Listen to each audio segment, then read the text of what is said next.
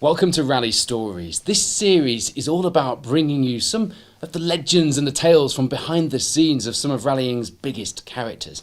And we are delighted to kick off with somebody who I think is our sport's greatest storyteller.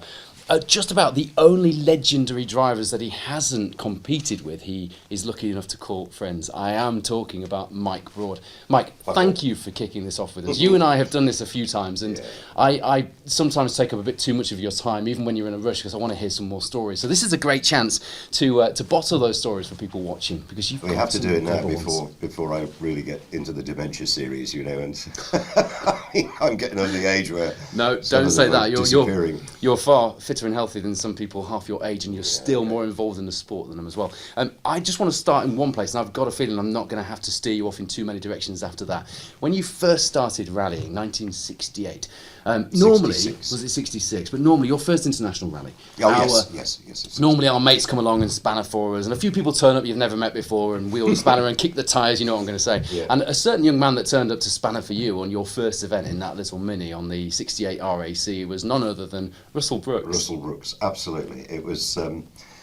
I was in the Shenstone Car Club, and there was a guy called Alan Jones, and it wasn't the Formula One man. It was an Alan Jones from Sutton Coldfield, and he got a Works replica Mini, and he lived down in the Worcester area, which is where Russell and Roger. We had Roger Platt as well as the other, so there was Roger Platt and Russell Brooks, and they didn't do the whole event. They were in Roger Platt's mother's car. With a bag of tools, really, and they sort of met us when they could meet us, and it was an amazing event. We should have done the 67 event, but that was cancelled because of foot and mouth, if you remember. So off we went, and it was the year where a lot of the senior guys had gone off in London, Sydney. So there was some Works drivers, but you know, I think did Seaman Lampenden win it? I think something like that. But the Jimmy Bullers and all that lot were doing quite well. I remember Bob Bean finished about 5th or 6th, something like that, and we were 10th, 11th, 12th in the little Mini, which was brilliant. I've never been so tired in my life. Though it was 5 days, 1 night in bed, and.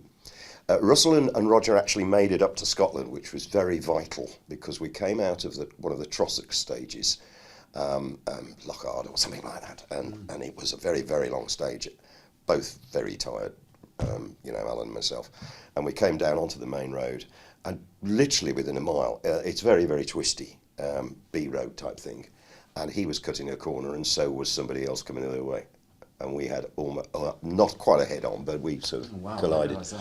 And the guy driving the other car was Eric Dimmock, the motorsport correspondent for The Guardian. He's still around, is Eric. I don't think he's ever forgotten us. But I do remember he was not very happy because he was in a manufacturer's car that loaned to him, and we'd just sort of ridden off the front of it. Our car wasn't too bad. But Roger and Russell were with us at the time, and I'll never forget because there was Eric out the car shouting at us, but it's idiots and all this, and all you could see was Russell and Roger running up the road with jack handles and spanners and big tools, and he went, "Oh gosh," and ran away because he thought they were coming after him. All they were doing was trying to get the front out of the car, and we actually got all the way down to Silverstone, and the Silverstone on that year was the last stage before we went back to Heathrow, and we were lying 11th overall, couldn't believe it, and the engine seized. Full stop. That's it. End of story. That's not how the media saw it at the time, though, was it? No, because he wrote afterwards. He said he did put us in as one of the most disappointing things that we did. We're the last to actually retire. But he said something like, possibly the worst rally driver in the UK, Alan Jones, retired just before. I thought, well, he's got his own back. He did get his own back. And didn't the local press get it even more wrong? Your dad woke you up the next morning. Absolutely. Birmingham Post actually put it in that we'd finished 11th. And me being so naive, what was I, 19 at the time, I think, when I did that event, I knew the regulations, but I hadn't got it all in my head. And, 5 days with no sleep and all that. And Father woke me up and he said, "I've just read in the paper, you're finished." So I got in the car and drove down to Heathrow. To the prize giving. To the prize giving, to be told, "You silly person, get in the car, go home again." So that was a lesson learned. You learn things like read the regulations. Got to read the regulations. how poetic that your career would end up taking such a turn that you and Russell would become one of the best known partnerships in rallying from that one moment. Yeah, I mean, I didn't have a lot to do with Russell before I actually felt full time with him. I did do 2 events when he did the Ford Mexico Championship, and Russell was the only one to do it. Of course, there was a Scottish one-day event which was from Dunfermline, so in that type of area, and then the same night was a Motoring News night rally, which was also part of the Mexico Championship. Now, 99% of everybody in that championship just did one or the other. Russell did both. But of course, he couldn't.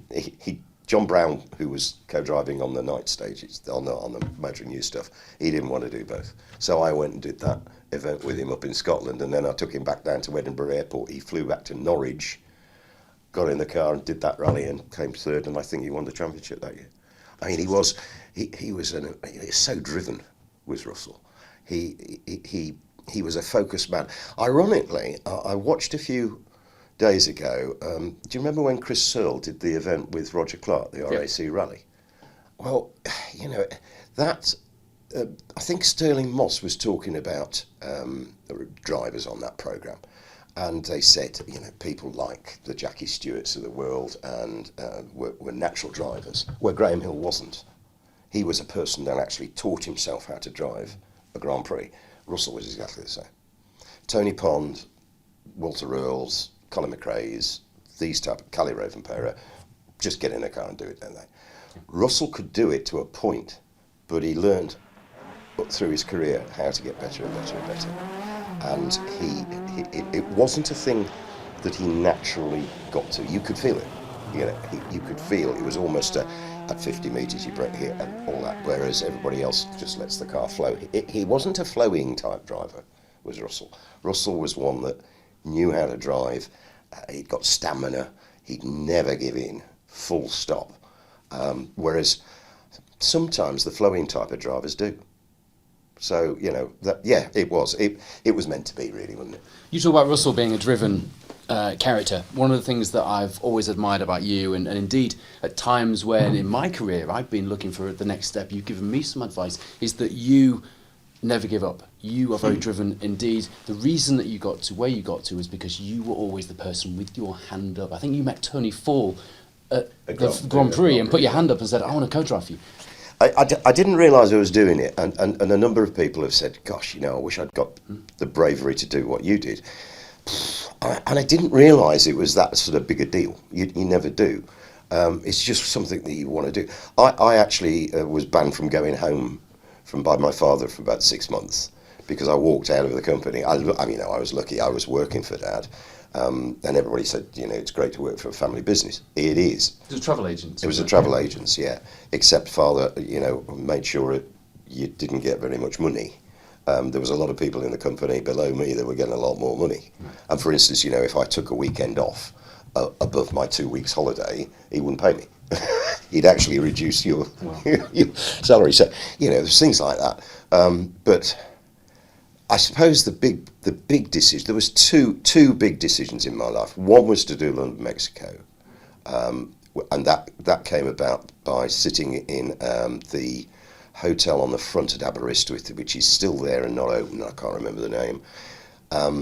John Bloxham and Richard Harper were the Motoring News people. They used to win everything, and they came from Cannock and Wolverhampton, close to where I live. And I don't know, I just got to sort of, they're the men. I've got to find out that. So every time I did a night event, which wasn't very often, I used to go and sit with them for breakfast. And, you know, I suppose Richard got to go, oh my God, he's coming again. You know, that type of thing. And we were talking, it was after the Express and Star in November '69. And I just asked John Bloxham, you know, what are you doing next year, doing in the Motoring News? And he says, no, I'm doing London. I said, what's that? Richard said he couldn't do it because he was running a business and he just couldn't afford the time. And he was going to be a marshal. And I said, oh, how do you become a marshal? So, anyway, cut a long story short, Richard introduced me to Tony Ambrose. And Tony said, if you're that keen to come down to London. So I went down to London only about a week later. And that afternoon, they gave me a whole afternoon. They gave me a map of South America. They gave me the time controls around South America. And they said, could you please tell us how many marshals were required to run South America? And I just thought, how do you do that? I mean, I'd never done anything like that before. I was running the Scandinavian Rally with Ron Crellian at the time, but not something of that thing. And I sat there for about 5 or 10 minutes, and I thought, hang on a minute, it's nothing to do with motorsport. This is a logistics problem of getting people from A to B, and I happen to be a travel agent. So, I mean, I asked, and I still know the lady, Liz Aves was the secretary in those days. I went upstairs and I said, is there any chance of getting any air timetables? And there's things called the ABC Air World timetables in those days, which were big, like, tomes. There were 2. And I sat there for 2.5 hours, and it was literally, how many people do you want to run that control in Rio de Janeiro? And where could they get to, having had a night in bed, next by a plane from there to where? And it was just, put it piece it all together. And I think I came up with either 14 or 16 marshals and something like 12 officials and 26, that was it. And that's what we went with. It was amazing. So I went home and... so they weren't testing you, they were actually getting you... I did their job, free of charge really, and went home. And after a couple of weeks I heard nothing. Oh yeah, absolutely. I'd heard nothing at all. And so I just took the bravery, I picked the phone up and phoned Tony Ambrose at the RAC. It was in Belgrave Square in those days, and said, listen, I've got a job, and I don't really need to do it, but I think you need me more than I need you, but is there any chance of having this job or what? And he said, yeah, we're how about starting Monday? No. Christ, 25 quid a week.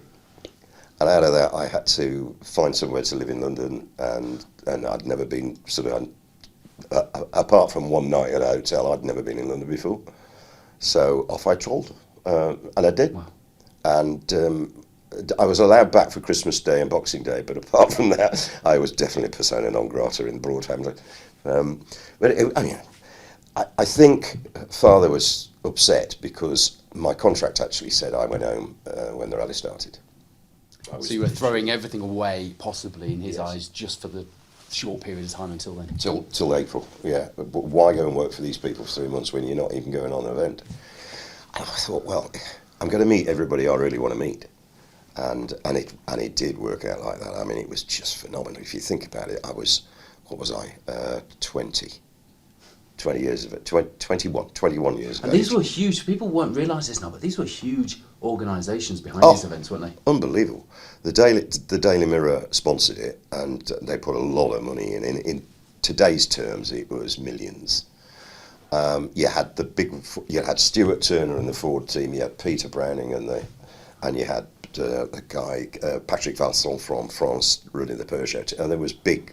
These were the big bosses of motorsport. Desert Dill running the Helmet Hunter team and all that. And it got to the point where I specialised on getting South America sorted out. I did a bit about Europe, but mainly about South America. And they have weekly meetings, and in the end, I'd attend the meeting because Tony Ambrose and John Sprinsel and John Brown were running it, but because I knew more than they did about what was going to happen in South America, there was me actually being in charge of a meeting with, God, Stuart Turner, Peter Browning, Des O'Dell, Patchy Vassell, all sitting around a table. I mean, it was just that's top table. Wasn't it? Unbelievable. So I came back. I did. I met everybody in the world that I ever wanted to meet. Graham Hill up from the airport. I did, yeah. Well, I was supposed to come back from Panama, and I wasn't going to go to Mexico at all, because I was South America. I wasn't Central America, I was South America. So they said, you're going out from Panama.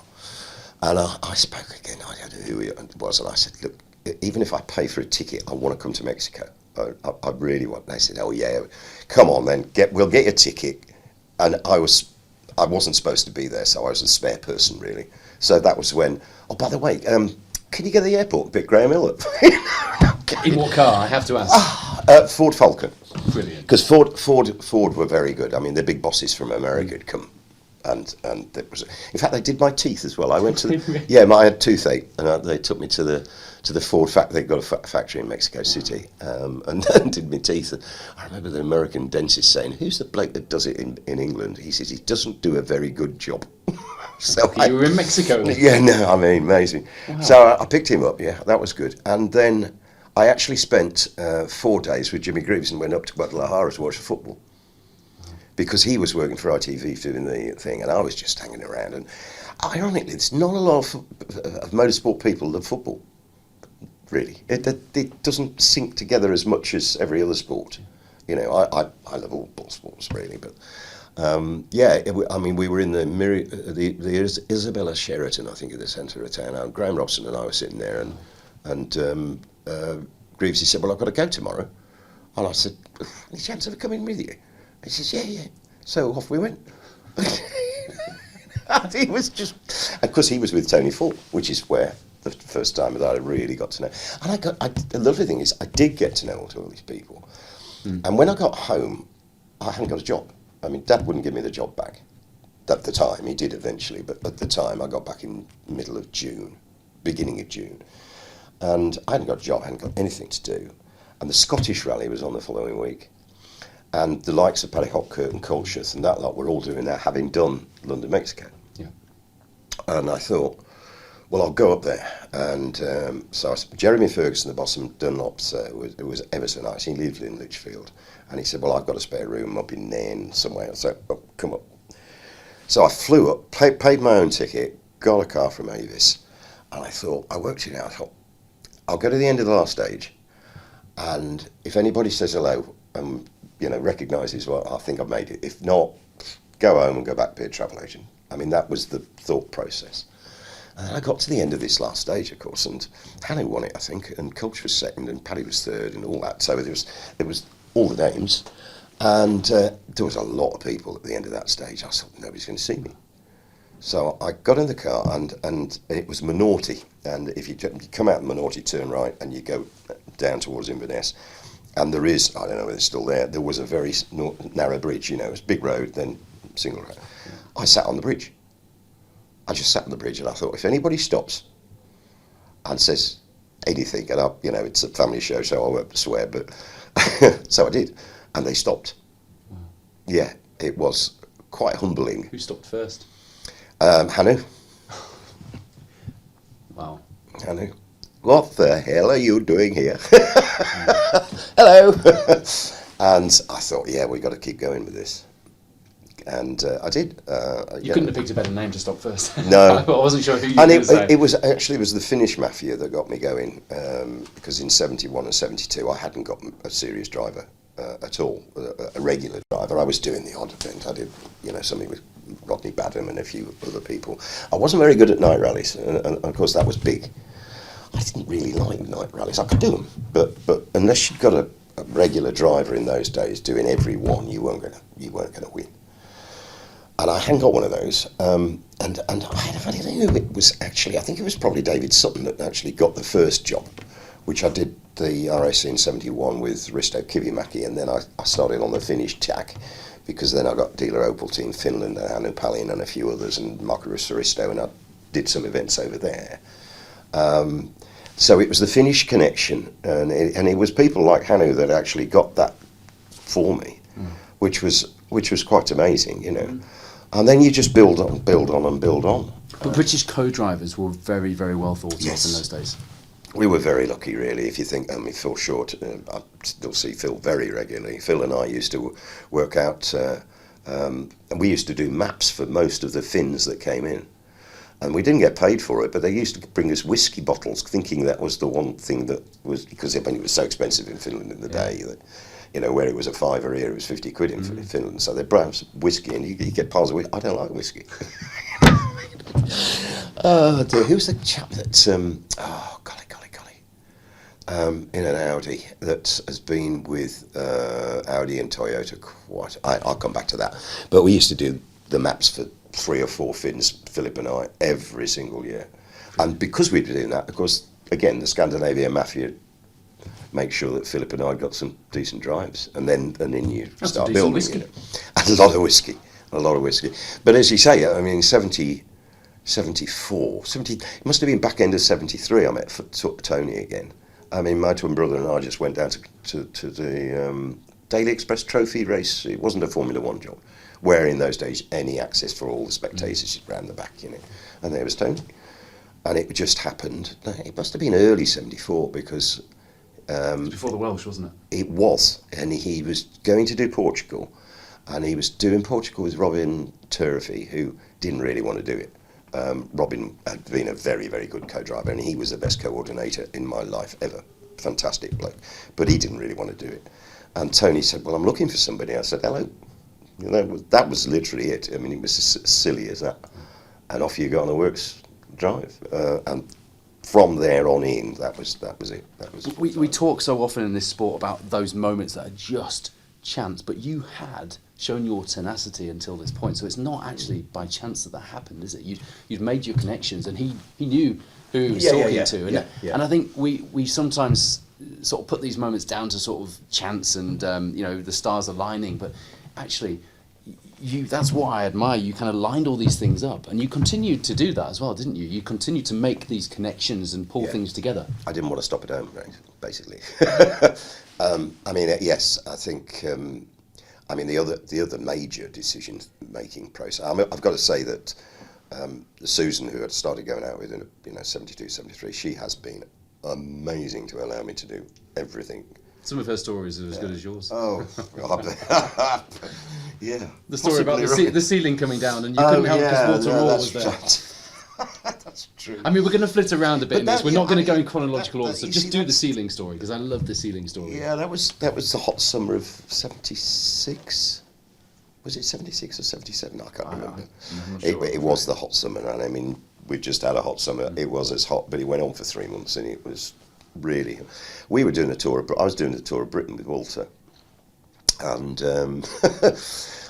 Walter. He didn't really want to do things in the UK because there was no pace notes, and he was contracted, so he had to do it. He was the first person you'd been with who used pace notes, wasn't he? Or Numbered pace notes, yes. No, I did pace notes with Tony quite a bit, to be honest, but he was descriptive, as was Russell. But Walter was the first time I'd ever come across numbers, and numbers describing corners, because some people use numbers for gears. It wasn't that bad, actually. I had to do them in German, which wasn't too bad. I couldn't do it now. But it's outside drive, it's not too bad. And we made the descriptive. There are other words as well. I did German at school, so I could virtually get away with it. But it was very, very simple stuff. But he didn't really want to be there. But he insisted that if we were doing the tour of Britain... He didn't like that others had really good knowledge, did he, yes, of the UK? Exactly that. He insisted if we were going to do the tour of Britain, he wanted to visit every single racetrack before the event. He wanted to walk every racetrack, which isn't easy when racetracks are busy. And we spent 3 days on Eppant. Goodness me, that'd be on Rally Login and Natter these days, wouldn't it? We kept on getting turfed off by the army because the red flags were up and they were doing things because it was time of the Troubles in Northern Ireland, of course. So, we had to be a bit careful. I remember we had a puncher once and we'd only got one spare. So I said, I don't want to continue going around with just nothing. So off we went to Bill Bengry's place at Leominster, and about 5 hours later I got him out because, of course, Walter had just come back from doing the safari. And Bill was a big safari man. I mean, he'd been in Volkswagens and variants and, a lot, had done 4 or 5 safaris. So as soon as I said to Walter, I'm going to take you to a garage now, and this guy's done a lot in the 60s, well, he was off. I mean, he just sat with Bill and talked safari rally, and I could have come, excuse me. So, we virtually wrecked everything. We didn't do some of the stages, but we virtually wrecked everything going. So he just got in his head. He was comfortable doing the event, And then the engine blew up at Silverstone on the first stage, and he was on a plane. I didn't even see him leave Silverstone. I was not in the car, obviously, because it was races in the Tour of Britain. And first race, about the 4th lap, engine went, got it back into the pits. I sort of went back into the paddock to find everybody, and by which time he was in a car going back to Heathrow. Gone. Wow. Amazing.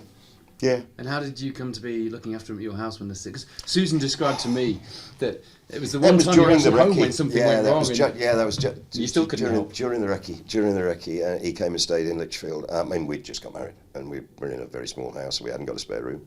But there may be plenty of rally widows watching, and you know what it's like when husband or wife is away doing lots of rallies. Well, I do remember, because he was in the Georgia Lichfield, which is only just around the corner from where I live. I used to go and have breakfast with him every day, and never paid for breakfast because nobody actually asked in those days which room I was in. So I said, I'm going to have breakfast with Walter because it's better breakfast than I can get at Just home. let that sink in. Imagine just wandering down for breakfast with Walter Röhrl. Yeah, one morning, I think it was the day before we had to start the rally, and I'd had a bath the night before because it's so hot. I'd had a bath the night before, cold water and everything else, and the damp pipe went from the kitchen, from the bath straight into the kitchen. So we got up in the morning and there was there's a plumber, darling. I'm off. Sorry, can't stop. Yeah, and by the time I'd got back, it was all fine, hunky dory. She was used to having to deal with these things without you there. But I mean, so I've got to praise Susan, because I mean, she had to make some quick decisions. She backed me all the way. Two instances. One was when we were doing the Scottish, Walter and I, and we crashed on Gartley Moor, I think it was, and got back to the post house at Aviemore about the same time as Andrew Cowan, who had also had an issue. I don't know whether he crashed or whether it was a mechanical. And obviously, they knew each other. I didn't really know. I knew Walter better than I knew Andrew. I knew of him, and we said hello and shook hands and all that type of thing. Dinner, yes. So we all sat down. Now, Walter had brought Monica over, and it was Monica didn't want to have to sit in a hotel by herself. So I think Susan went on about 4 events in my career. This was one, and she was there to look after Monica. So we were all sitting around a table having dinner, and Walter sort of said to Andrew, "What are you doing next?" And he said, "London, Sydney, but I've got a bit of an issue." Here we go again. I've got a co-driver. I went, "Hello." I said, "Walter, what's our next event?" And he said, "Oh, it's RAC." And I said, "Well, I'll be back by then." And we had, kept on talking during dinner. Quite a good job you retired, really, wasn't it? Yeah, quite. And I mean, if I hadn't retired, I would not have won London. Period. Full stop. Wouldn't have had the conversation. Andrew would not definitely have even thought of me at all. There's no question about that. And we'll get there, but that's one of those events that you said really kicked things off for you. Oh, definitely. I mean, yeah, exactly. He was going to do it in a Citroen at the time. He hadn't signed any contracts, but the idea was to do it in a Citroen. So I literally, at the end of that meal, I said, "Right, I want to do that. I'll do it." So we left, and Susan and I went, Walter and Monica went home. We went for a bit of a holiday, came back the Monday or the Tuesday afterwards, and the phone went on a Tuesday, and it was Andrew to speak to Susan, not to speak to me. And it was Andrew saying, "Now, are you sure that he wants to do this?" He said yes, but... Yeah, and it was about, because Susan was pregnant at the time as well. Wow. And Andrew, this is what a fantastic bloke he was. He wanted to make sure that Susan was comfortable, because Andrew knew that I was going to have to disappear the following week, which was middle of June, and I wouldn't be back till October. And he was concerned. And Susan said, yeah, fine, go. Wow. So, that's the class of the man, that is class, yeah. Isn't it? But again, it was fate, wasn't it? I mean, yes, you are actually right. Had we not have crashed, I wouldn't have got that job. I think had I not been with Walter, Andrew wouldn't have trusted me. If he's good enough for Walter, he'd be all right for me. I didn't really know him at all. London, Sydney, we had to do some fairly serious recce's. Andrew couldn't come because his mother was very, very poorly, and he had the farm and everything else. So I didn't really sit with Andrew until we started at Covent Garden on the start of the rally. I knew Colin Malkin very well because he's a Midland boy, a naughty lad, but a good boy, and he would night rallies and all that. So I knew Colin, but Andrew I didn't really know. But I put that team down to Andrew was the general, Colin was the sergeant, and I was the private. And that's how it went. But it was big team. He was an amazing man, was Andrew Cowan. He got everybody. Nobody would make a decision by himself. That was Fairbolton, full stop. Because of he knew, having done the previous one, that you were going to be mentally knackered most of the time, and making decisions is important. So, you know, if you were going to make a decision, you got everybody else to sign it off as well. So, you know, he was brilliant. But, you know, I think those are the two things that the London Mexico and the London Sydney are the two things that put me on the map. The London Mexico, I got to know all the world people that were doing it, you know, all the Scandinavians and all the Brits and Paddy's and all that. I mean, you suddenly realise that, you know, I went to Paddy's funeral last year, and I'd known him for 51 years, which is crackers, isn't it, really? Can I tell you a story about Paddy in his dotage, as he were? Because I love Paddy. He was so funny. You had to take it on the chin because he'd be very rude to you a lot. Yeah. He came third on that event, but he reckons he should have won it. And it was all down to, and I can't remember the particular details. It was deserty stuff, Queensland area. He'd got a guy called Taylor as his co-driver who lived in that area. And it was all about missing a time control, or passage control, I think it was. Anyway, he lost and we won. There was a lot of arguments afterwards, and he's never really, well, he didn't ever forget it. Because every time, you know, tongue-in-cheek stuff, he'd go, "This is Mike Broad, he's a cheat." I'll go, "Thanks for that." Now, this is a story that it makes me feel, because I'm old and I'm not really a film buff or a television buff really, but my daughter is, I mean, she works for television companies down in London and gets very excited about big stars and things. Do you remember there was a story with, no, I'm not going to go away, there was on Channel 4, it was all about how to do a rally. I'll tell you about it in a minute, it's obvious. Mate of mine who runs Cobra phoned me up and he said, "What are you doing this morning?" I said, "Not a lot. Why? I've got a meeting this afternoon." Why? He said, "We've got Channel 4 here, and Dave Lackwood's here with a Subaru, and Paddy's here with a Mini, and it's television cameras everywhere." He says, "You want to come up?" I went, "Right, I'm on my way." So I got up there about midday and parked my car, walked into the little paddock area at Cobra, and driving towards me is Paddy in EBL, 33 EBL. His Monty winning car. I saw that car recently. I mean, it's beautiful. Yeah. And you know, Paddy's, and it's coming towards me, and there's the huge bloke sitting in the co-driver's seat, in the navigator's seat. I mean, he's squished in there like that, and I couldn't really see who it was. And as he's coming past, literally, the little slidey window opens, and there's two fingers come out. Yeah, okay, fine. So off he goes, and he's doing some filming, and I'm standing with David Lackwood. "What's going on? What's it all about?" "Oh, it's about this film star bloke, you see, who wants to be a rally driver, and they're going to take him all over the place. They're going to Finland next week. I mean, you know, it's Paddy's turn today." Oh, and David Llewellyn was there in the Metro 6R4 as well, you know, so good. So in comes Paddy. He gets out, and this big black guy gets out, and Paddy says, "Mike, do us a favour." He said, "I've just got to do an interview. Would you take him up to have a cup of coffee in the cafe and look after him for 15 minutes? I said, "Yeah." I didn't even catch his name, honestly. Never met him before, obviously. For those of you that don't know who we're talking about, we are talking about, of course, Idris Elba. Yeah.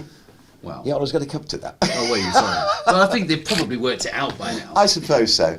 And I just, I mean, it was lovely. Absolutely lovely. I didn't know who he was, and I think that's best because you just, you know, you can't sort of get down on your knees and say. So we wandered up and got a cup of tea and a sandwich, and literally we're talking like we are now. And she said, "You obviously know him very well."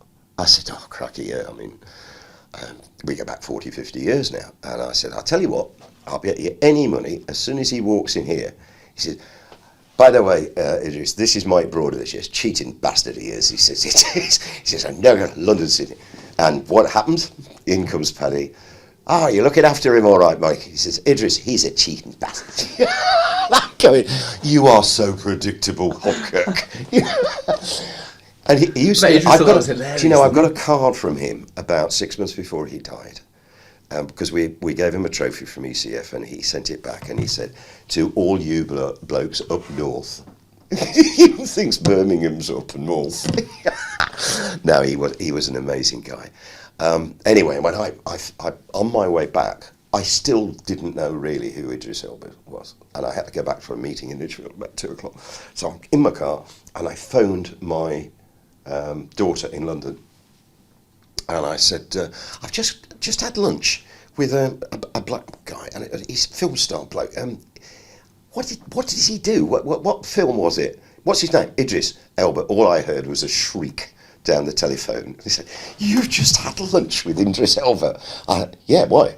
Is that special?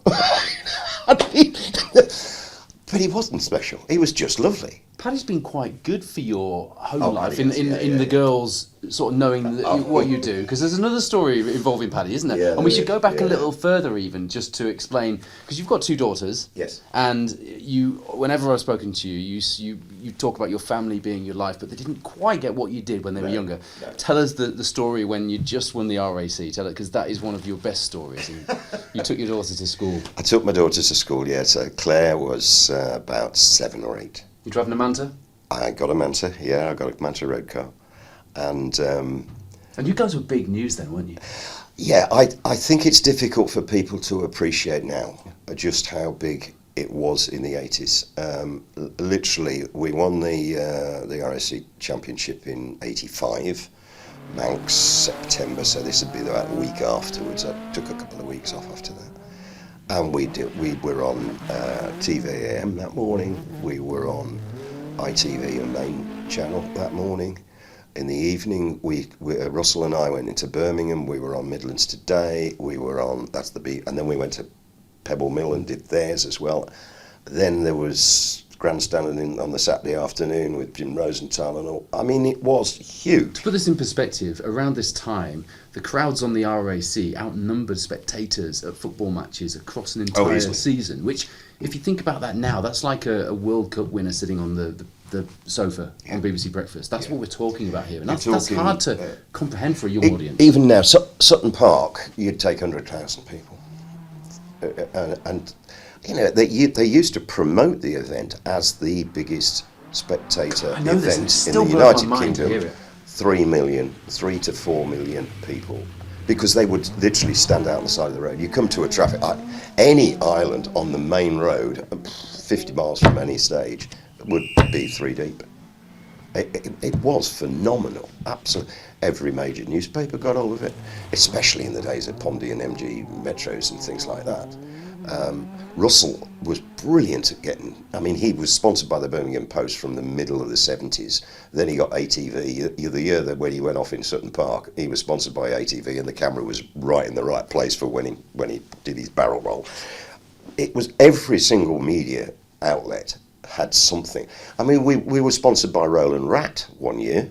I mean, isn't that silly? We had Roland in the car. Did you really? Yeah, we had a Roland in the car. That's brilliant. But it was great publicity, you say, and that's why we got it. So I'm taking Claire to school one morning, and we got in the car, and she said, "Can we pick Richie up on the way?" I said, yeah. Pop round the corner, so it's 8:30, normal time, pick him up, sit him back. And Claire says to me, he said, Richie said to me, he said, "Have you got any posters or postcards or anything like that I could have? Because I saw you on the television last week." And I said, "Yeah, I can get something for you, Richie, no problem, absolutely. Can I have your autograph as well?" And Claire went, "Don't be so stupid." I went, "Oh, that's kids for you, isn't it?" I honestly do think that the girls never really sort of took it on board. But then fast forward to that Christmas lunch that you told me about, where you were watching the Great British Bake Off. And it all fell into place, didn't it? Only a couple of years ago, that was. I have a lot of ladies in my life, and all my family of girls. I just have to watch what they say. And we were watching Mary Berry's Christmas lunch. I don't know what day it was, but over the Christmas period, there it was. And it was actually filmed in her house. And there it was. I mean, she finished it all off, and right at the end of it, she sort of said, and of course the most important thing about Christmas lunch is that you sit down at the table with your family and your very best friends and have a lovely time. And then she goes with the turkey, and there's a table the size of this. I mean, must have been 10 or 12 or 14 people sitting around this table. And I was just sitting back fairly bored. And then I went, "Sue, there's Paddy Upkirk there." I know, oh look, Jenny's at and my daughter Sarah turned around and said, do you know somebody that knows Mary Berry?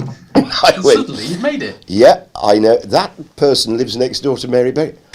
Oh, wow, that's amazing. Oh, so there we go, registered at last. It's That's only all it taken took. 40 years to get there. Brilliant. Yeah. Let's talk about the cars, Mike, because you have been in an incredible number of cars. Escort, Sunbeam, Mini, Chevette, TR7, Nova, Astra. The list goes on.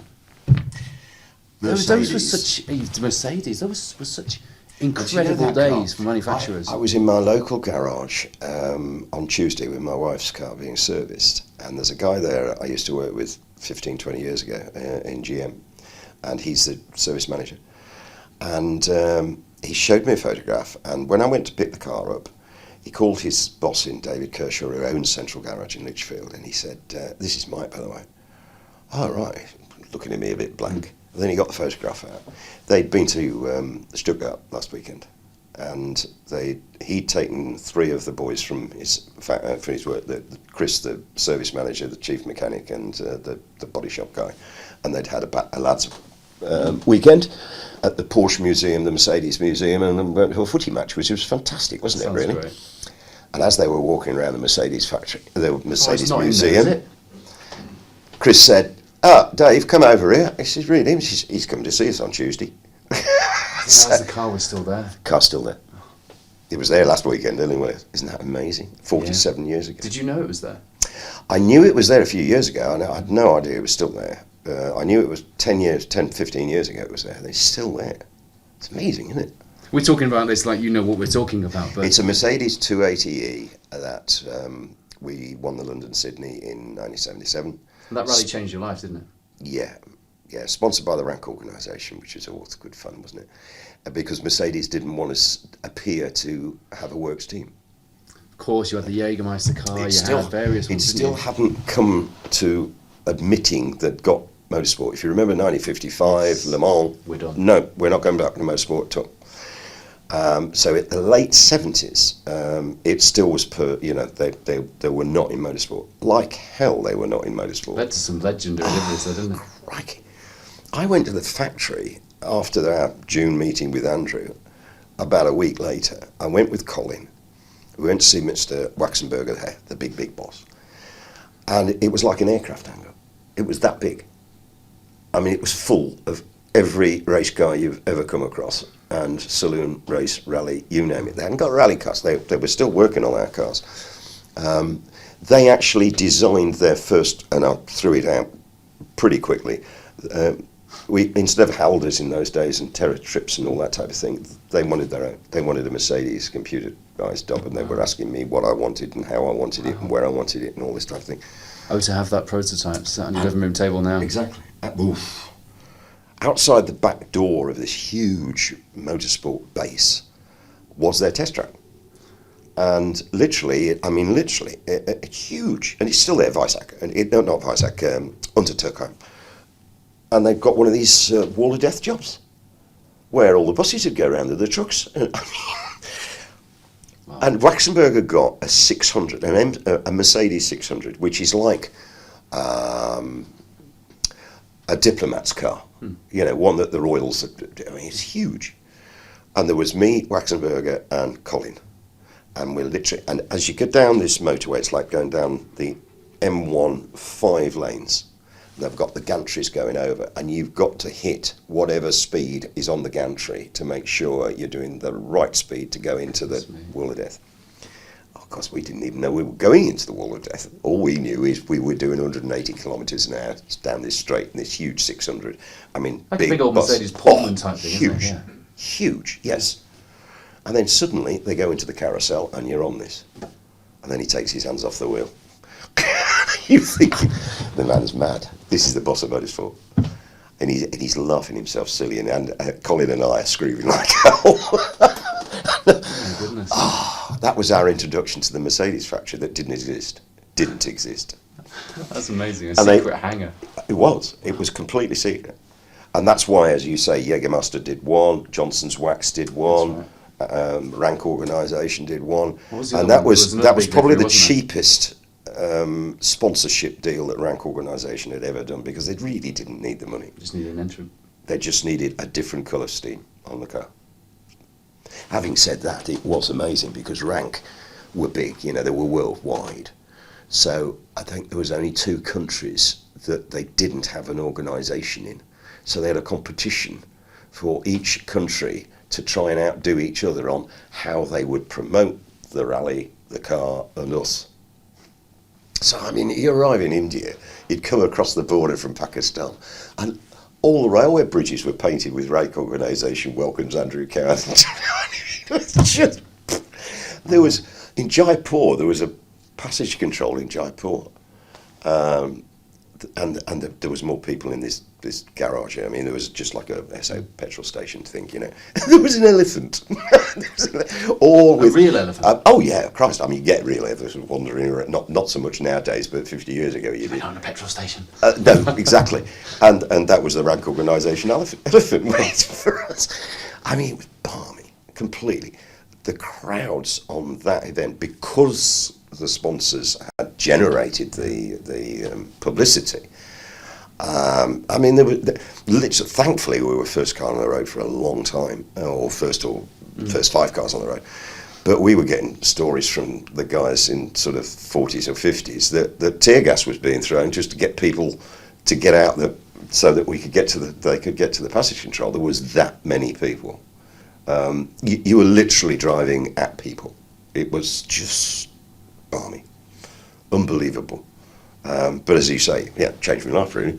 Just describe, because it's spine tingling to hear it. Just describe that moment when you came over the bridge in Sydney.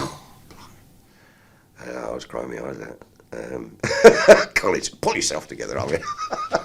Oh gosh, that was. They nearly kicked me out at Melbourne. I keep saying to people, there were 2 drivers and 1 navigator. They could go to sleep, I couldn't. Because you were 3 up in the car, weren't you? 3 up in the car. Colin was very, very good as navigator, really. I did trust him a lot, but I stayed awake a lot longer than they did, and I did I was done for at Melbourne. Actually, thankfully, we had 1 overnight stop there, which was only about 8 hours. But took me to the doctor, and the doctor said, you just got a tummy bug, you'll be all right. Take these, carry on. They were about to throw me out of the car, and I wouldn't have that. So it was a bit of that as well, because Susan was pregnant and all that, and the actual finish was at the Opera House, but there was a time control before it at Colbin the night before. So we'd done all our phoning to the families and said to it, we could have still got a penalty between Colbin, I suppose, and Sydney. But yeah, they had about 6 outriders in front of us and about 10 around the side and around the back. Amazing. So a police escort into Police town. escort from And where were you? You in the front of the car at this point? Yeah. Colin in the back? Colin in the back. Colin was always in the back. I wouldn't let him in the front. And you just glance across and there was 10,000 people on the steps at Sydney Opera House. They'd be just down below you, were they? Yeah. Yeah, as you come across Sydney Harbour Bridge, the Opera House is down there. I know you have to winkle your way around the city to get to it, but yeah, wow. And then I said to Waxenberger, right, Colin went home. Colin, every photograph you'll ever see of Colin at a prize giving, he's not happy because he's not on his way home. He didn't want to stay. So he just ignored everybody, bought his own ticket and went out.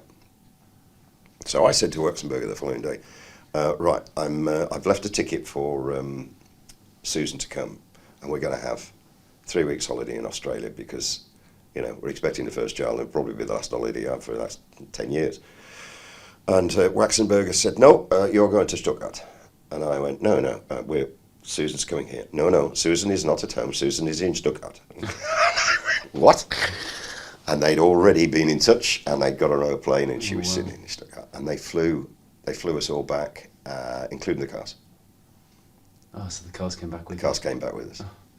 And we arrived on I don't know what day, probably a Thursday, I think it was, and had a night in the hotel. Obviously met Susan and everything else, and on the Friday lunchtime they gave all the workers the day off, or the afternoon off, and we had a massive reception. I don't know how many people were there, but they got all the previous people, like there was Sterling Moss didn't get there. Borgen Boeringer, Evi Rosquist, all the German superstar Because you joined race the and rally exclusive drivers. club, didn't you, at that Yeah. point? Yeah. Oh yeah, absolutely. And I've still got the most treasures thing is probably the smallest thing I've got. It's a little lapel pin, tiny lapel pin, which is probably worth, but probably to make it 20 quid. But it's engraved around the outside and it says London, Sydney, 1977. It's in gold, and the Mercedes star is two little diamonds in each one. So there's 6 little diamonds. And it's a Le Pen pill. So I got to Heathrow on the way back and I was wearing it. And I got pulled by the bloody customs to say, how much is that worth? I said, I haven't a clue. No idea. So it said, oh, well, in that case, it is gold, yeah. Okay, so we'll take that as your allowance. You'll pay everything else on top. So it actually cost me money, but there we go. I mean, But they still give those out, don't they? Variations of. Did you meet Sterling Moss at some point? did, He had his. he's got, obviously, Lewis Hamilton. Yeah. I think they only give 1. Right. So Lewis wouldn't have 8. Yes. Sterling, definitely. I saw Sterling Moss before he, was in touch with him because he's in ECF with us. And you still have this. It didn't go the same way as the race suits and the helmets. I've got that. Good. No, Good. No, I haven't got any of that. I know. It blows my mind. It's this incredible career of all these incredible liveries and but one race suit, except for the DTV ones. Yeah, I think I was lucky, and Russell and I used to be very fortunate, and we used to talk about it a lot, that we went to places to do rallies that they can't do what we did now because there was no time schedule. Yeah. Now it's like the golf tour, isn't it? Yeah. You go out on a Monday, Elvin and Scotty would go out on a Monday, they recce on a Tuesday and Wednesday, scrutiny and whatever on a Thursday, rally Friday, Saturday, Sunday, and come out. Cyprus, for instance, you go for 2.5 weeks. we do a week every year in bloody Isle of Man, which, once you've done it for 10 years running, you think, why are we here? But, okay, take the Isle of Man out of it, but Cyprus and Italy and Bahrain and all these lovely places we've been to, you get the flavour of the place. I mean, just one little incident that popped into my head. We were recceing, I think it was the second year we'd gone to Cyprus on the bounce, and it was very early in the morning. It was at 8:30, 9 o'clock. We're coming through a little village up in the Troodos Mountains somewhere, and Russell said, we're all right for time, aren't we? I said, yeah, loads of times. He says, right, we're going to stop at this restaurant in a minute. I said, what, for breakfast? He said, no. He said, just leave it, stay in the car. In he went, came out again. He said, right, we're going back for dinner there about 8 o'clock tonight. I said, right, you're just booking a table? He says, no, ordering the Kleftiger lamb. It has to be on for 12 hours. Right, so, okay. But actually, you could do that. You can't do that now. You can immerse yourself in the country that we were in. And I feel sorry for them. No, you're right, because even on British rounds now, say we go to the Isle of Man, it's a luxury to have an extra night because you're flying back or going back on the boat the next day. So actually, that's very rare. So I actually like those moments because you can actually do have a little wander around, whereas normally you sort of bang, bang, bang straight through, aren't you? Absolutely. I mean, we know, Russell and I used to know the Isle of Man like the back of our hand, and that's why Tony Pond was so good. He used to live there, for cracker. I mean, just to give you an idea how good Russell was on the Isle of Man, one year we did the one-day national, and I think, were we in an Astra? Oh, that was the 4-pedal Astra, if you remember. 4-pedal? Have you not heard that one? I haven't. Oh, right, okay. Brian Ashwood was in charge of the Astras. The Astras were built then in Luton. Yep. What year was this? 87, I think. Yeah, early 87. Yeah, because Russell did the Lancia in 87, so it's early 87. Manx National, I think it was.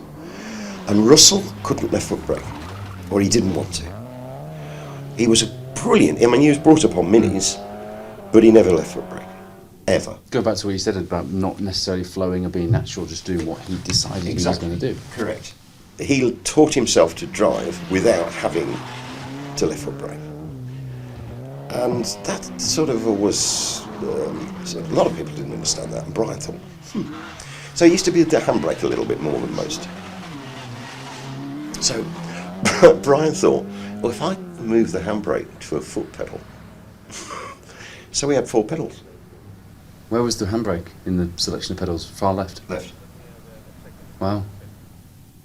So we arrived at scrutineering. So by hook or crook, Russell, you are going to be left foot braking. Well, if you look at a Jim Bamber book sometime, there's a Jim Bamber's books on rally. There is a cartoon about it, and he's sitting on the lounge sofa, and he's got 4 pieces of paper in front of him, and instead of just having brake, clutch, throttle, and there's an extra brake there, and it's B, T for throttle, and it's on there, and he's doing this, and I'm at the far end, and in this Jim Bamber, of the sofa. Yeah. And I'm there with my pint of bitter, with my headphones on, fag in my mouth, and it's Klingons on the starboard bows coming out of the music. And there's Russell to the music, practising doing his left Note foot. to producer, find that cartoon. Yeah. But it threw the scrutineers into absolute apoplexy. I mean... There's that elastic band like regs again. But you can't have that. Why not? It's a brake. It's a foot brake. Tell us... It's not homologated. This is a national rally. you don't have to. It's fine. And we were under sort of suspension for having 4 pedals, but we got away with it. I honestly, and Brian obviously thinks that if Russell have stayed with us, because it was the end of that year, he went to Lancia and then he went to Ford and everything else, and I didn't continue with him. I think Russell could have actually done that. Then they would have homologated a 4th pedal. Wouldn't that have been something? Hydraulic, obviously. That comes back to your style of doing things, though, at the end of that year, because I remember you telling me that when the Lancia deal came along, you knew that meant there wasn't a defined path after then. Correct. And so Absolutely. that was when, in fact, wasn't it, who did you go in with then? Malcolm Wilson. Malcolm Wilson, before... As much as I love Russell, and I would have stayed with him if there'd been a future, he passionately wanted to do the RSC with Lancia. He'd been over to see Fiorio, and where did that come from? Because rally drivers were very tribal in those days, and Russell's known for being, General Motors, and that's one of the reasons you never went into a Group B car. Exactly, absolutely. Well, it's one regret, really, I suppose. I am not sure. John Andrews backed it. Really, I don't know whether John and Russell got together over it. I don't know. It came out of the blue a little bit. I mean, we could see there wasn't a lot of future with Opel Vauxhall, really. Albeit that I had another 6 years out of it after that. And then I went on to be coordinator and team manager Jamie Eurosport. So I had a pretty good... it was the right decision. Didn't you then go into the Ermshire, into the dealer fit side of things? What happened was... I told you we flit around in this. Yeah, Russell left, went to Lancia, and then obviously went on to Ford Cosworth and things like that. I didn't. I said I would prefer to stay with the team. I was virtually team coordinator anyway. And Dave Metcalf was wanting a co-driver. So I said, I was 40 that year, 88. And I knew I was coming to the end a little bit. It was getting more like hard work. And so I had a year with being on my head with Metcalf, because he was amazing. He was very quick. Don't think he'd have quite done a Colin, but he wasn't far off. He would have won rallies. I've heard you say before that what he did with small cars, with ringing everything he could have done, was just phenomenal. We've seen him backing his way into hairpins with the gears in, forward motion ready, I think we call it doing a Metcalf these days. Yeah, David needed. He wasn't a worldly wide chap. He needed to get out. We took him to Acropolis that year when Jimmy and Greig were doing it, and I took him with me because I wanted. He wasn't a travelled man, and he didn't like Greece because it was too dusty and hot. It wasn't the Lake District, and I'm going. What year would that be? That would have been 87. Manchester, Manchester. He needed to get out more. He was very similar style of driving to Colin. I mean, okay, I only did one event with Colin, but very, very similar type of attack. Just screw the living daylights out of the bloody thing. And God, did we love that as a sport. There's not many people do that now, No, but it just, you think about those drivers, and they're the first people that come to mind when you think of the sport, aren't they? Because of that nature of driving. Grand attacks. It tickles me actually because I say there's not many, particularly on the national scene now, that really wring the neck of a car. And I understand that because it's so expensive to have a car and do whatever they're doing. Metcalfe knew he wanted to be a works driver. Colin knew he wanted to be a works driver. I think that's the difference. I think you know, somewhere, somehow, Metcalfe was going to get a car. And he knew that. So he didn't mind when binning cars or having accidents. He knew if he finished, he was going to be there or thereabouts, you know. He was quite a shy chap with Mecca. I remember we won the Cambrian one year, I think. You know, we did the Cambrian just before an RAC in a 8-valve Astra.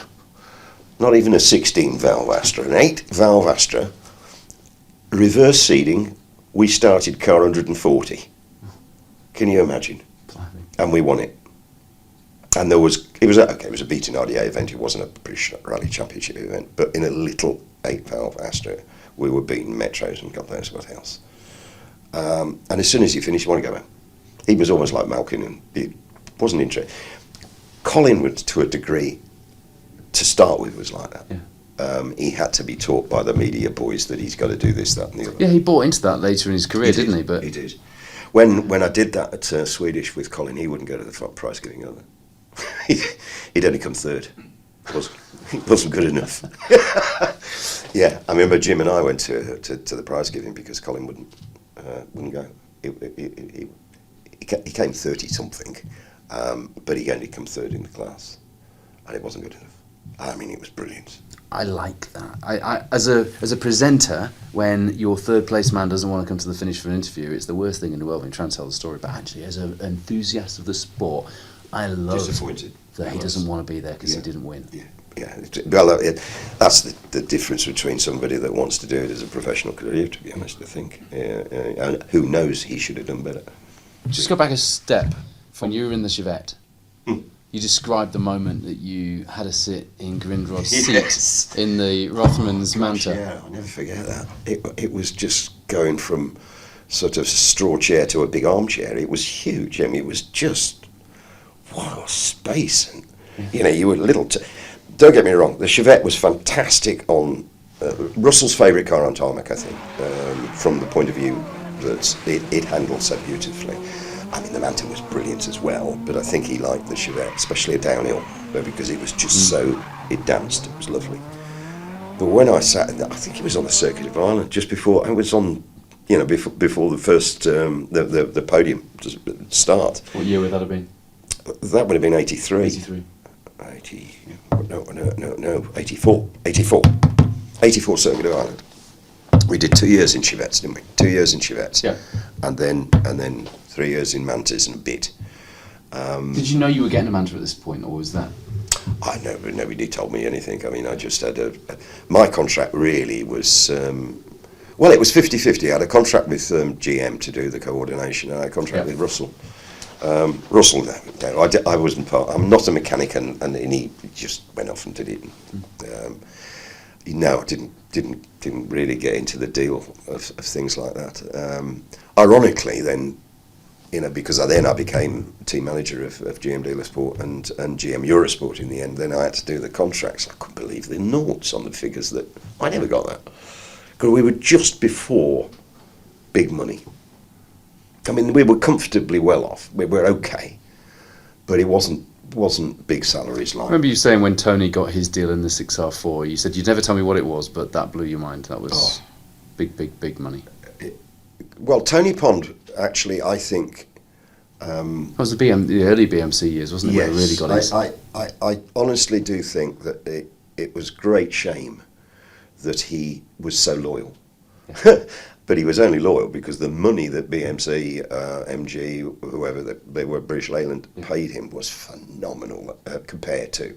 I mean, let's say... And you know John Davenport, why did he want Tony? What was it about Tony? Because they did a lot to keep him. Oh, a heck of a lot. He was very, very good at everything. I mean, he could do the racing as well, don't forget. Yeah. So he did a bit of racing, did a bit of rallying. He was a very charismatic type of chap. And from I think John thought he was good and he could get the money. They were spending serious. He was getting hundreds of thousands when everybody else was getting tens, which is fantastic. In those days as well. And you know, to a certain degree, Colin was the same. I mean, Colin was the first time I'd ever heard anybody get millions with an S on the end of it, and then it went just balmy.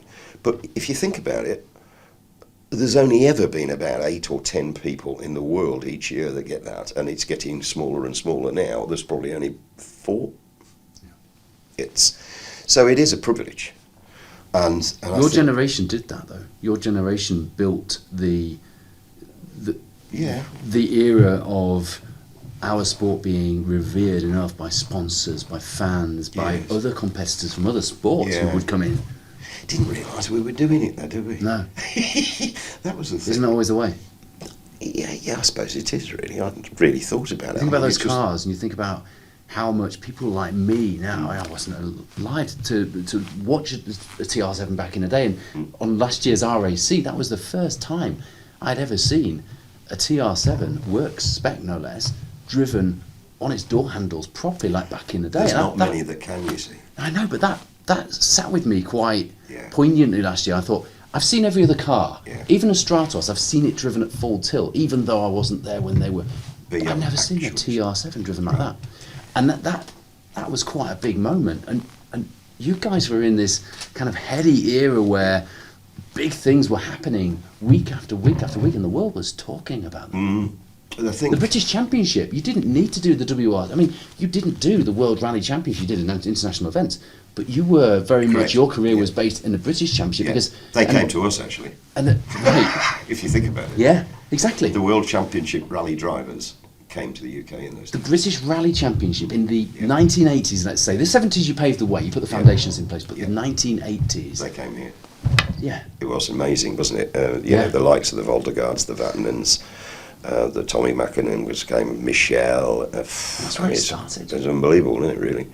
But it was just, I don't know, again, I tell you what, I don't know what's popped into my head. Hanno was a lovely, lovely man. He's the one person you said that you would love to do a rally with when you spoke to me. Absolutely. I would have paid him a lot. Arnie and Gunnar and that lot, they were so lucky to be with him. He was just sort of a lovely bloke. My parents named their dog after. Really? She, unfortunately for my dad, she was a female dog, so they had to call her Hannah with a H-A-N-N-A. But they've got the picture of. Really? Yeah.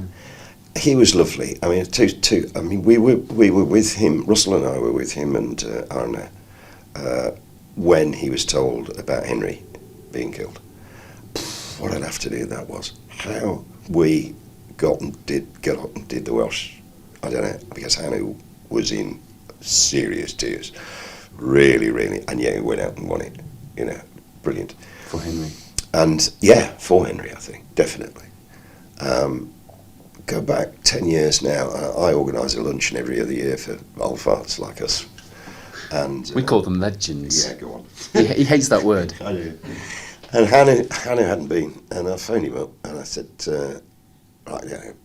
Simo comes a lot. Rauner's still alive, bless him. I said, Hanno, you got to come. I said, we'll sort the bloody airfare out and everything else. And he says, oh no. He said, I will sort my own itinerary and then we will talk about money. Fine. So he came over. We had a wonderful weekend, and Susan and I went to pick him up at the airport, and we went at lunch. And I said, right, Ian, when we finish, I'll sort the hotel out and everything else. He says, no.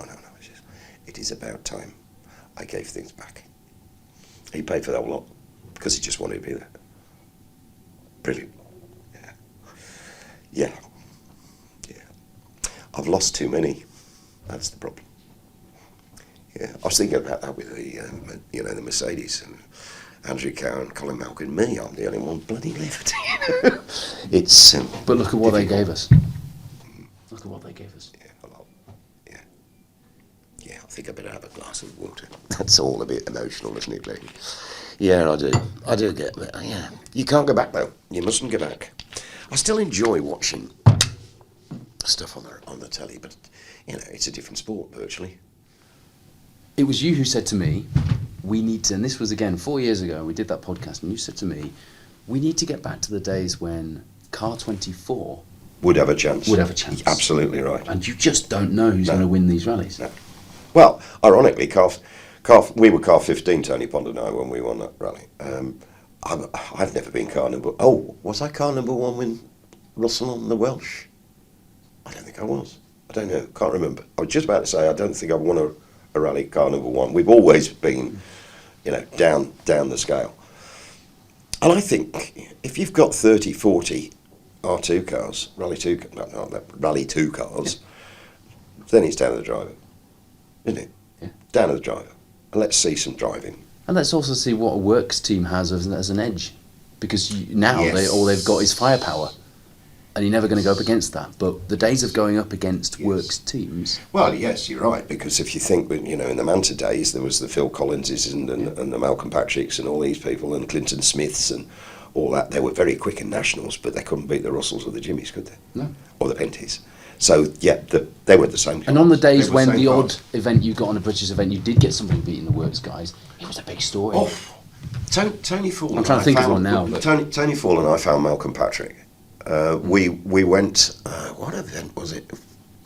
We went on an event. We did it 2 or 3 times. Tony and I wouldn't tell anybody we were going, and we'd just walk into a forest and sit in the middle of the forest, and we'd try and find a very, very fast place rather than where all the speckies are going now, which is slow corners, and it doesn't tell you anything.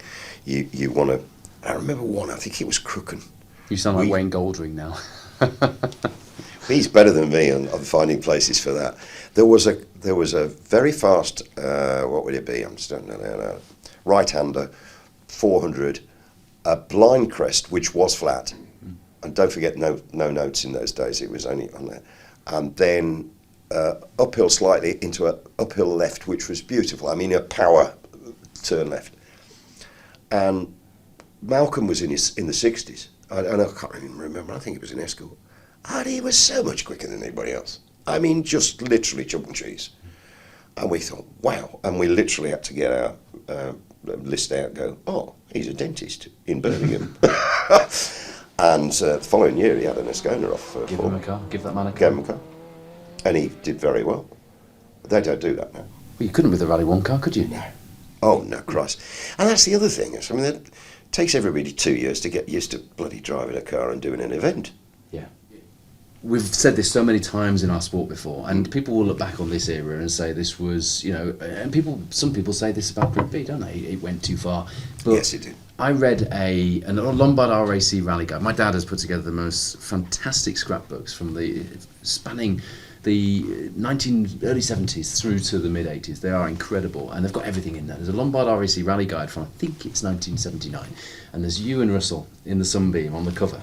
It's a great picture, wow. And it says in the kind of B headline underneath, the state of British rallying, and it talks about the state of British rallying in that era. And actually now we talk about that era, but if you read in the story, it talks about the fact that manufacturers threatened to pull out, and spectators are leaving in their droves, and actually we look back and go, we quite like the late 70s back, Yeah. I want to finish on a story that I love you telling, which involves a man who people at home will go, Jerry Marshall. And it involves in fact you've already made the admission in a podcast with me, so I know that you don't mind making the admission, but it involves the only time that you'll openly say you cheated. Yes. And you still have the remnants of that in your bedside table. I've still got. I wished you'd brought them to show me. I do want to see I'll bring these. them tonight if you need to. We can take a photograph. You need to. I'd love to see them. But tell us that story, because there's lots of little bits in that just make me smile. And I think we need to end on a real smile. Yeah, I did I can't remember what year it was. One of the probably 76, something like that, Tour of Britain. I was very lucky to do the Tour of Britain every single year. It was a fantastic event. I did with Paul Faulkner, Tony Fall, Walter, and Jerry Marshall.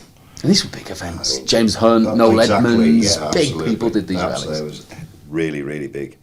And Jerry, I mean, I'd met him a few times, but I didn't really know him. And he was a larger-than-life character. He really, really was. And there were the threesome. There was Barry Williams, Tony Lanfranchi, and Jerry. And they're all racing drivers, all saloon drivers, all winners of various championships, and bloody good. except they did like a drink. You know, they did like a drink. And their stamina wasn't quite... Barry Williams, I would say, is probably the better rally driver out of all three, because he actually won the Welsh in a Mini in the 60s. So, but he then gravitated onto racing more. Lanfranchi, I don't think had ever done anything like that. And I think Jerry Marshall did an Isle of Man once and put it on its lid. So that was all that he'd ever done, you know. Brilliant racing driver and great mate of Roger Clark's. And a Clan Crusader dealer. Yeah, was he? Yes. Oh, I didn't know that. Big Big lad lad expect as me well. to know that, though. Right? Big lad, very overweight, really. But he had, I think you'd say he got stamina, yeah. I wasn't worried about him at all on the racing circuit. He was really, really good. But he was petrified on the bloody stages, especially for some reason that Eppen really got to him. For some reason. Well, I think a few of us could think of a few reasons why Eppen might get to you. so, but I think that people were winding him up as well for it, because they'd seen his weakness. And I thought, oh, crikey. We went out and did a bit of testing. And we were sponsored by Chunky Chickens. It was the Vauxhall Magnum Chunky Chickens. Oh, dear me. It was the worst. Wasn't his favourite car either, was it? Oh, God, no. It was a hot week. It It was was only a 76. 4-cylinder Magnum as well, wasn't it? Was It it wasn't the. You didn't get a Jimmy McRae style Magnum, did you? No, it was it was an awful car. In fact, when he died, bless him, motoring news in those days had 10, 13, 15 pages of Jerry's escapades, and on the bottom of each page there was a quote from Jerry, and on the bottom of one page it said, "Jerry, what was the worst car you ever drove?" He said, "Tour of Britain, Chunky Chickens Magnum. Broady and I tried to kill it and it bloody wouldn't lie down." We were on 3 cylinders for basically the whole time that it was daylight. The night race was the only time that he actually got... Snetterton. Yeah, and I think he won that. He was brilliant at that. Didn't you lose him in the bar? Oh, I couldn't... Yeah, we arrived with about 45 minutes to an hour to spares, and we'd got 2 mechanics. There was Alex Strathkey and Ian Anderson, Scottish guys from SMT, that actually went all through my career at Opel and Vauxhall, and they had to be in the collecting ring sort of 20 minutes beforehand, and he wasn't. The marshal came and said, "Has anybody seen Jerry? Car's here." Oh, God, right. Alex, you go that way. Ian went that way. I found him in the bar on the top of the pit wall, and he's got his thing. I said, "Jerry? Oh, am I needed?" "Yeah, now." "Oh, all right. I'm on my way." It wasn't until after Eppen that I realised that he'd actually got 6 bottles of booze in the boot. And we stopped in Bromyard. Barry Williams' mum lives in Bromyard, or lived, bless her, in Bromyard. On the hill as you're coming into Bromyard, her house was on the left-hand side, and there was a pub down the bottom. And there was Lanfranchi and Barry Williams sitting in the boot of their cars, parked up, having a pint on the road section between Eppens and wherever it was. But no, the fear I'd got, he was frightened. He did tell me before the event that Eppen was I think there was 3 stages on Eppen, and they were all 6 or 7 miles long. He'd never been there before. We hadn't had time to go and have a look. So I did cheat. I went to Smith's and I bought the smallest little book that I could, and it just about got in my palm of my hand. And I got some notes from when I got some notes. And I put them down, and I literally went through them the night before with Jerry, and I kept it very simple. It was descriptions like mediums, and you tell them how a medium or a hairpin's obviously, and tight is tighter than it's easy. And I just said to him before the start that, well, he was actually physically ill before the start of the first stage. He got out of the car and he was physically ill before, which told me something. So I got him back in again, and I calmed him down. I said, "Right, okay." I said, "As long as you do exactly what I'm saying, and I'll tell you if you're not." And he did it perfectly. I mean, absolutely brilliantly. We were 6th quickest of all cars through there, and that includes all the Camaros, the Escorts, and the whole kit. Those Colchin Dolomites and everything else. And we were on 3 cylinders. He carried speed through. He was just brilliant. And at the end of the last stage, there was Jim Porter, the organiser, and he said, "Out the car." I said, "Why is that?" He says, "You've got notes." I'm going, "Have I, Jim? Oh dear." Right. Well, he didn't find them.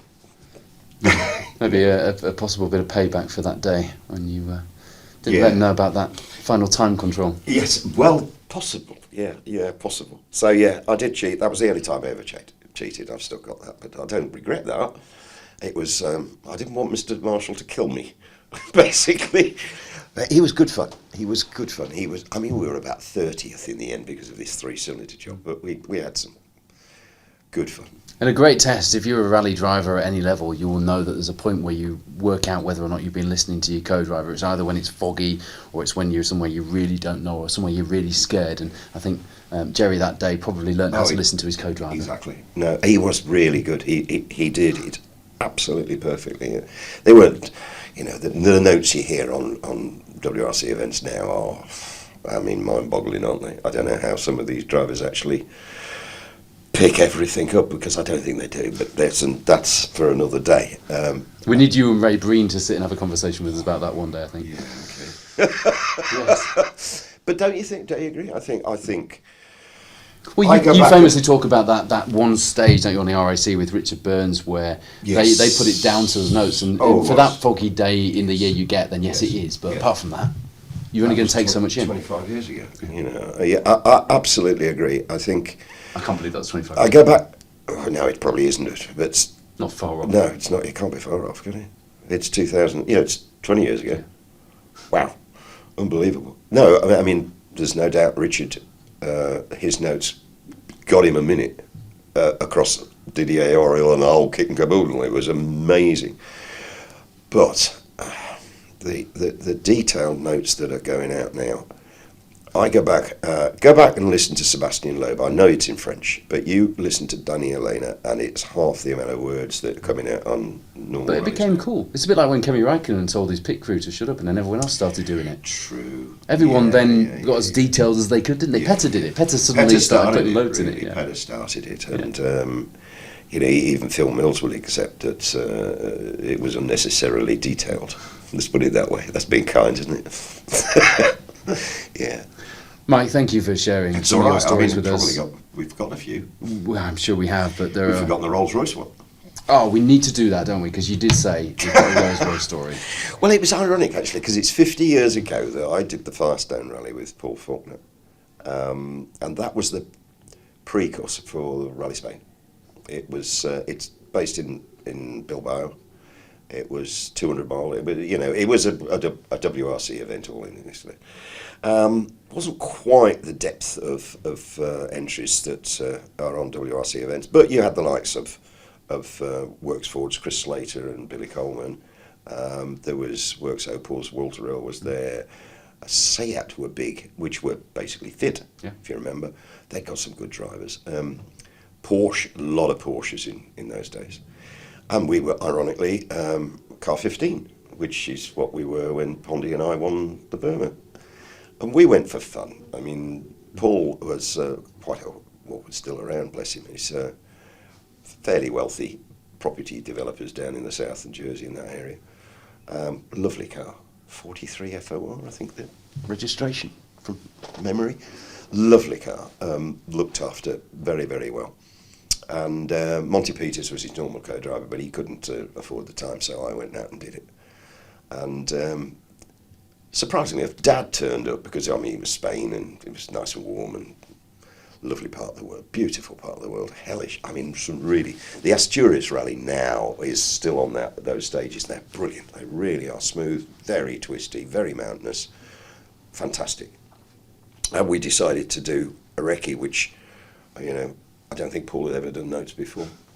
And of course, you've got to let drivers find their own way of writing notes.